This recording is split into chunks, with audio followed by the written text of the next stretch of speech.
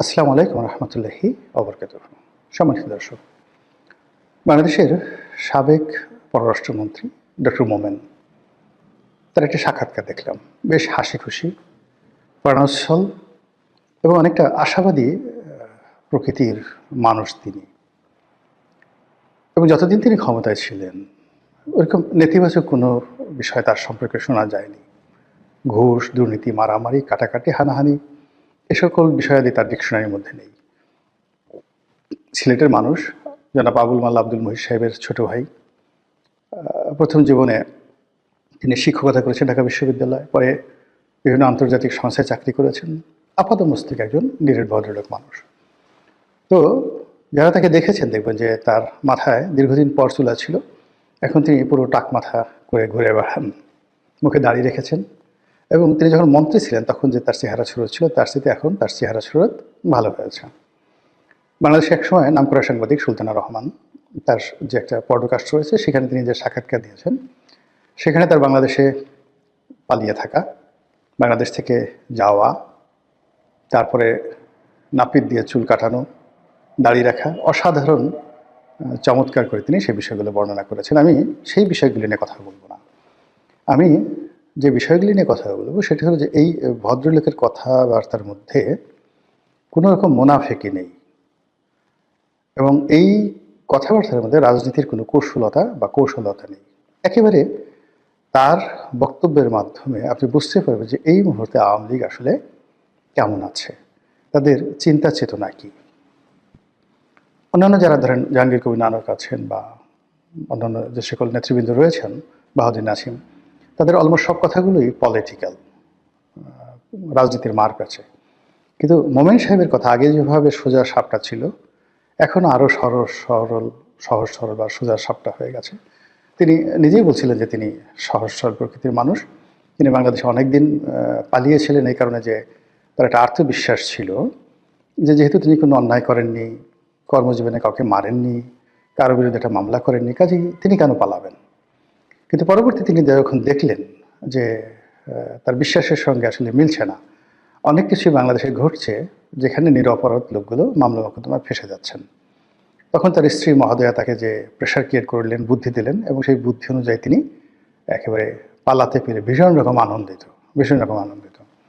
তো যেটা আলোচনা করব আজকের এই ভিডিওতে, তিনি তার সেই সাক্ষাৎকারে একটি জায়গাতে বলেছেন যে ডক্টর মোহাম্মদ ইউনূসের উচিত খুব দ্রুত বাংলাদেশ থেকে চলে যাওয়া এবং একটি তত্ত্বাবধায়ক সরকারের হাতে ক্ষমতা দিয়ে।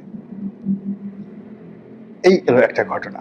দ্বিতীয় ঘটনা, তিনি বলেছেন যে এখন নির্বাচন হলে যে কোনোভাবে নির্বাচন হোক না কেন, সেই নির্বাচনে আওয়ামী লীগ বিজয়ী হবে। আর আওয়ামী লীগ যদি বিজয়ী হয় তাহলে তো ডক্টর মোহাম্মদ ইউনূস যেতে পারবে না। আওয়ামী লীগের যারা লোকজন আছে তারা তাকে পিটুনি দেবে, ওই আগের মতো তারা তাকে পিটুনি দেবে। এই যে কথাগুলো, এই কথাগুলো নিয়ে মূলত আমার একটা, যাকে বলা হয় নতুন ক্যালকুলেশন, সেটা হলো আওয়ামী লীগের যত লোকের কথাবার্তা আমি শুনেছি বা যত লোকের সঙ্গে আমার পরিচয় আছে, কথাবার্তা হয়েছে, একজন সিঙ্গেল লোক আমি পেলাম না যারা মানে গত 15 বছরের কোনো কর্মকাণ্ডের জন্য শেখ হাসিনাকে দায়ী করেন। কেউ নাই। তারা সবাই দায়ী করেন, যেমন সালমান এফ রহমানকে দায়ী করেন, আনিসুল হককে দায়ী করেন, ওবায়দুল কাদেরকে দায়ী করেন, অন্যান্য যারা দলের মধ্যে দুর্নীতি করেছেন তাদেরকে দায়ী করেন। কিন্তু শেখ হাসিনা, শেখ রেহানা, জয়, পুতুল, তাদের সম্পর্কে একটা সিঙ্গেল শব্দ আজ পর্যন্ত কেউ করেননি। 2 নম্বর হলো যারা পালিয়েছেন, সব কিছু হারিয়েছেন, এটা নিয়ে তাদের কোনো আফসোস নেই। তারা খুব দ্রুত ফিরতে চান। আর এই ফেরার জন্য তারা এক বুক আশা নিয়ে বসে আছেন। আর তাদের যে মিনতি, তাদের যে আকুতি, সবই আওয়ামী লীগকে নিয়ে, সবই শেখ হাসিনাকে নিয়ে। দরকার হলে 10 বছর পরে থাকবেন। আমি অনেককে বলি যে আপনি তো 20 বছর আগে ফেরত আসতে পারবেন না। তখন বলে হয়তো মরেই যাব, 20 বছর তো বাঁচবো না। কিন্তু তাই বলে একবারও শেখ হাসিনাকে, বঙ্গবন্ধুকে, আওয়ামী লীগকে গালি দিয়েছে এরকম কোনো লোককে আমি এখন পর্যন্ত পাইনি। This is very significant. যারা আওয়ামী লীগের বিরুদ্ধে, যাকে বলা হয় ন্যারেটিভ দাঁড়া করাতে চাচ্ছেন, যারা আওয়ামী লীগের বিরুদ্ধে রাজনীতি করতে চাচ্ছেন, তাদের জন্য এটা একটা হুঁশিয়ারি শব্দ যে একটা একক নেতৃত্বের প্রতি কোনো রকম গ্রুপিং ছাড়া, কোনো রকম বিকল্প ছাড়া পুরো 35% আওয়ামী লীগের যারা ভোটার আছে তারা তাদের দেহ, মন, মানসিকতা, চিন্তা চেতনা শেখ হাসিনা, শেখ রেহানা, জয়, পুতুল এই পরিবারের উপর তারা নিবদ্ধ করে রেখেছেন, যেটি বিএনপির ক্ষেত্রে হয়নি। বিএনপির বহু মানুষ যারা বেগম জিয়াকে ভালোবাসতেন তারেক রহমান সাহেবকে ভালোবাসতেন না, যারা তারেক রহমান সাহেবকে ভালোবাসতেন তারা বেগম জিয়াকে বা তার লোকজনকে ভালোবাসতেন না। আবার তারেক রহমান সাহেবের সঙ্গে যাদের বনিবনা হতো না তারা ক্ষমতার জন্য, পদ পদবীর জন্য সামনে থাকতেন বা আছেন, কিন্তু পেছনে পেছনে কটূক্তি করতে ছাড়তেন না। কিন্তু সেটা আওয়ামী লীগের লোকদের মধ্যে দেখা যাচ্ছে না। তারা কেউ বলছে না শেখ হাসিনা আমাদের ছেড়ে কেন পালালেন, তিনি তো বিদেশে হাজার হাজার কোটি, লক্ষ লক্ষ কোটি টাকা পাচার করে এখন পায়ের উপর পা তুলে দিল্লিতে রাজার মতো আছেন, আর আমরা ভিখারির মতো এখানে পড়ে আছি, মামলা খাচ্ছি, মোকদ্দমা খাচ্ছি, আরো কত কি বলতে পারতেন না? কেউ বলছেন না, সিঙ্গেল ওয়ান নেই। This is very very significant. Thirdly হলো যে শেখ হাসিনার দৃঢ়তা, আপনি এটিকে কনস্ট্যান্ট বলতে পারেন ইংরেজিতে, এবং কনসিস্টেন্সি, মানে তিনি যে কথাগুলো বলছেন সেই কথার উপরে তিনি স্থির আছেন, ফ্লাকচুয়েট করছেন না। আর যে কথাগুলো বলছেন ধারাবাহিকভাবে, কনসিস্টেন্সলি যেটিকে বলা হয়, ধারাবাহিকভাবে একই কথা বলে যাচ্ছেন। আমরা আশা করেছিলাম যে তিনি বিএনপির সঙ্গে একটা সমঝোতার চেষ্টা করবেন, তারেক রহমান সাহেবের সম্পর্কে ইতিবাচক কথাবার্তা বলবেন, কিন্তু যে না, ওই যে তারেক রহমান সাহেবের আম্মা মারা যাওয়ার পর তার প্রতি যে শোক জানিয়েছেন বা তার সঙ্গে কথা বলেছেন বলে আমরা যেটা শুনেছি ওই পর্যন্তই। কিন্তু এরপরে আবার তার যে রাজনীতির চিরাচরিত আক্রমণাত্মক ট্রেন্ড, সেই জায়গাটিতে তিনি আছেন। তারেক রহমান সাহেব ব্যাপক পরিবর্তন হয়েছেন, সুন্দর করে কথা বলছেন, শালীনভাবে কথা বলছেন, পরিমিত বোধ রাখছেন, কাউকে আক্রমণ করছেন না, কারো প্রতি কোনো অভিযোগ দায়ের করছেন না, কারো বিরুদ্ধে কোনো নেতিবাচক মন্তব্য করছেন না, তার মতো করে তিনি কাজ করে যাচ্ছেন। কিন্তু শেখ হাসিনা সেটা না। অর্থাৎ তারেক রহমান সাহেবকে যারা বিভিন্ন রকম নেতিবাচক আলাপ আলোচনা করতেন তার সম্পর্কে, তাদের বক্তব্য হলো যে তাদের নেতার ব্যাপক পরিবর্তন হয়েছে।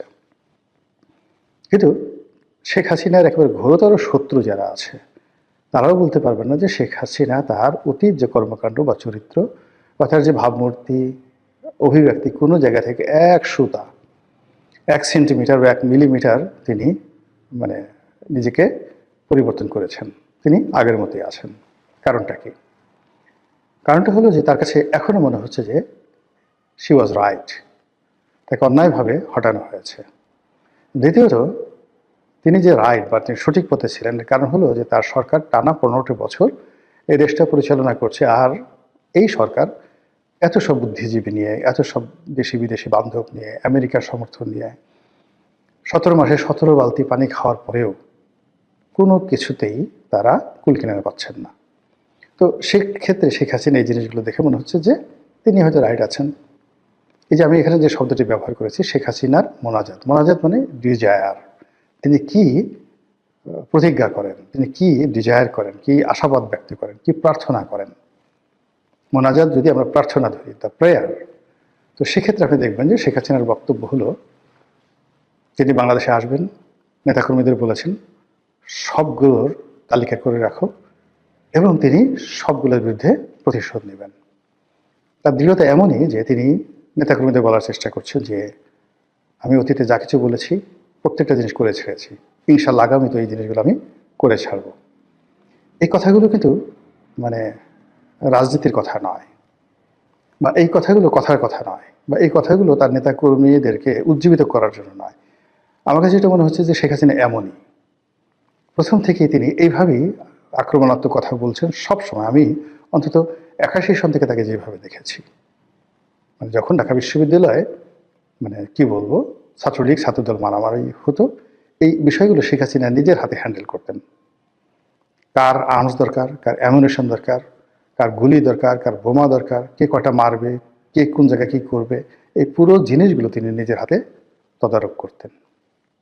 এবং এটা এখন তো ওপেন সিক্রেট হয়ে গেছে। তো সেই জায়গা থেকে তার কোনো বিচ্যুতি হয়নি, তিনি আগের মতোই এরকম কাজগুলো করে যাচ্ছেন। ফলে যতদিন তিনি সুস্থ আছেন, সবল আছেন, এই রাজনীতির ময়দানগুলো সংঘাতপূর্ণ হবে, প্রতিহিংসা আরও বাড়বে, এবং কোনো অবস্থাতেই শেখ হাসিনার যারা প্রতিপক্ষ তারা উনি যতদিন আছেন সুস্থ থাকতে পারবেন না। এমনকি আওয়ামী লীগের যে সমস্ত লোকজন রয়েছেন তারাও সুস্থ এবং সুস্থির থাকতে পারবেন না। এর কারণ হলো যে এটা আমি এখন কীভাবে বলবো, ধরুন আওয়ামী লীগের লোকজন শান্তিপূর্ণভাবে একটা মিছিল করলো, তো তারা জানে মিছিল হচ্ছে, শেখ হাসিনা দিল্লি থেকে গোপনে তার 2 জন কর্মীকে বললো মারো বোমা, বোমা মারলো, একটা দুর্ঘটনা ঘটে গেল, মামলা হলো, এবং সেই মামলায় ওই আওয়ামী লীগের যারা লোকজন আছে তারা পাইকারি হারে সবাই পড়ে গেল। এবং এই ঘটনা বিএনপির ক্ষেত্রে হয়েছে, হয়তো স্যাবোটাজ করা হয়েছে বা বিএনপির কোনো নেতা করেছেন, কিন্তু মির্জা ফখরুল শুধু একটার পর একটা আসামি হতেই আছেন। মোয়াজ্জেম হোসেন আলাল আসামি হচ্ছেনই, কোথাও কিছু হলেই হাবিবুর নবী খান সোহেল তাকে আসামি করতেই হবে, এরকম একটা ট্রেন্ড চালু হয়ে গিয়েছিল। কিন্তু আসলে যে কে ঘটনাটা ঘটিয়েছে, এটা কি ডিজিএফআই করেছিল, আওয়ামী লীগ করেছিল, ছাত্রলীগ করেছিল, নাকি বিএনপির হাইকমান্ড থেকে কেউ করেছিল, ইট ডাজ নট ম্যাটার। কিন্তু বিএনপির যারা সাধারণ নেতাকর্মী তারা কিন্তু এই অসংখ্য মামলা যে মোকদ্দমায় তারা জড়িয়ে পড়েছেন তার পিছনে কিছু না কিছু এরকম ঘটনা ছিল যেটাকে আপনি স্যাবোটাজ বলতে পারেন। তো বিএনপির মধ্যে যদি কেউ থাকে বা মানে বিএনপির বিরুদ্ধে কেউ থাকে, বাইরে কেউ থাকে, সেটা ভিন্ন প্রসঙ্গ। কিন্তু আওয়ামী লীগ এই সমস্ত কাজকর্ম করে অনেকটা ডিক্লেয়ার দিয়ে, এবং শেখ হাসিনা নিজে। তো কাজেই সামনে যে রাজনীতিগুলো আসছে সেই রাজনীতিতে কতটা প্রতিহিংসা হতে পারে, সেই রাজনীতিতে কতটা যাকে বলা হয় অবিশ্বাস, অনাস্থা থাকতে পারে, আশা করি আপনারা বুঝতে পেরেছেন। মহান আল্লাহ আমাদের সবাইকে হেদায়েত দান করুন এবং হেফাজত করুন। আসসালামু আলাইকুম ওয়া রাহমাতুল্লাহি ওয়া বারাকাতুহু।